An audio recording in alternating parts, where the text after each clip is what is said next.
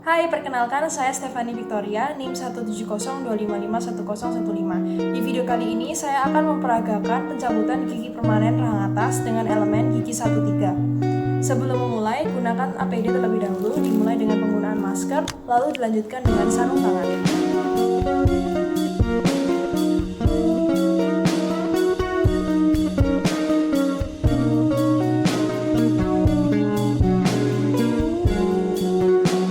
Alat yang harus dipersiapkan yaitu alat diagnostik Nirbecken 8 gelas, syringe, tang cabut gigi rahang atas anterior, desmotom, dan bane.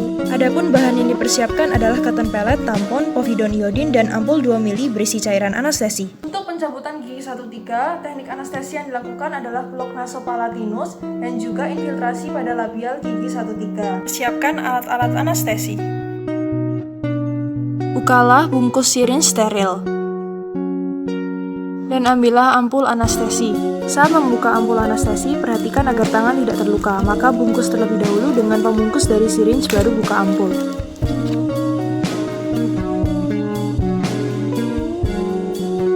Kemudian masukkan larutan anestesi secara perlahan ke dalam syringe dengan posisi ampul anestesi dibalik seperti ini. Setelah itu ketuk-ketuk syringe agar gelembung udara yang terdapat pada syringe dapat naik dan dikeluarkan. Blok nasopalatinus posisi operator adalah pada arah jam 12 dan posisi pasien yakni terlentang atau semi terlentang.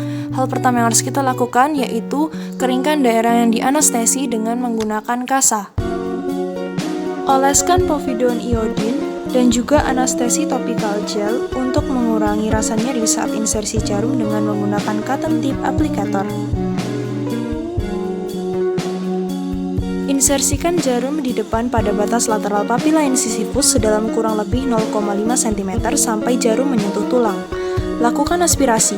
Apabila negatif, deponirkan sebanyak 0,3 cc cairan anestesi secara perlahan untuk menghindari gelembung. Kemudian lakukan masas mukosa secara perlahan. Dan periksa apakah larutan anestesi sudah berjalan dengan baik dengan menggunakan sonde pada daerah gingival palatum pasien. Nasopalatinus bertujuan untuk menganestesi nervus nasopalatinus yang mempersarafi daerah palatal dari gigi anterior. Setelah itu lakukan infiltrasi di bagian labial. Posisi operator pada saat anestesi infiltrasi berada pada jam 8. Infiltrasi pada gigi 13 dilakukan pada batas mukosa bergerak dan tidak bergerak. Retraksi bibir pada daerah yang akan dianestesi untuk meningkatkan visibilitas dan keringkan daerah itu dengan kasa. Oleskan povidone iodine dan anestesi topikal untuk mengurangi rasa nyeri saat insersi jarum dengan menggunakan cotton tip applicator.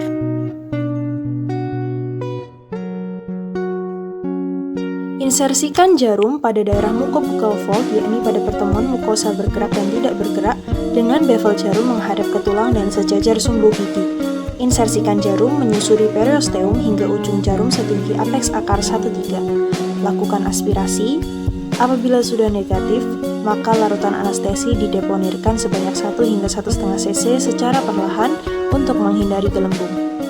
Bila sudah, lepaskan jarum dan lakukan masas pada mukosa secara perlahan. Anestesi infiltrasi ini dilakukan untuk menganestesi nervus alveolaris superior anterior.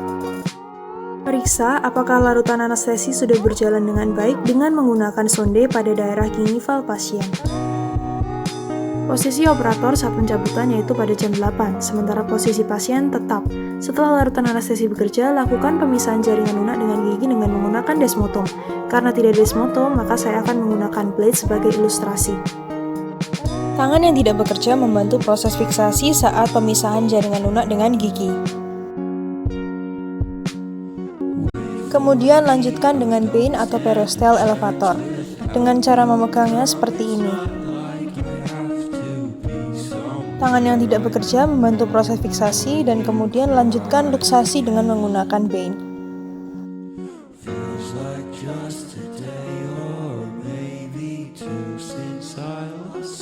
Ambil tang cabut gigi rahang atas anterior. Kemudian aplikasikan forceps pada gigi seservikal mungkin pada bagian labial dan palatal gigi yang akan diekstraksi. Tangan kiri operator digunakan untuk memfiksasi agar gaya yang disalurkan operator tidak berlebihan. Gerakan rotasi secara perlahan sampai gigi terasa longgar, kemudian rotasi sambil ditarik. Setelah gigi berhasil diekstraksi, lakukan kompresi tulang alveolar dengan ringan menggunakan jari untuk mengembalikan soket yang terekspansi.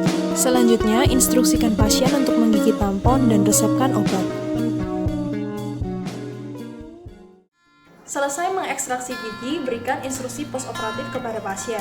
Seperti pasien diinstruksikan untuk menggigit kasa atau tampon selama 30 menit dan diulangi sebanyak 3 kali. Kemudian pasien dilarang berkumur dan sering meludah.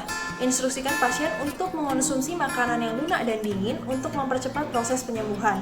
Pasien dilarang menghisap-hisap daerah bekas cabutan. Kemudian pasien jangan menggunakan sedotan pada saat minum karena itu dapat menambah tekanan pada bekas luka pencabutan. Selanjutnya, pasien dilarang untuk makan makanan yang keras dan panas karena akan dapat melukai bekas area pencabutan. Pasien diinstruksikan untuk mengonsumsi obat secara teratur dan rutin sesuai dengan dosis yang telah dituliskan di resep yang diberikan oleh dokter gigi.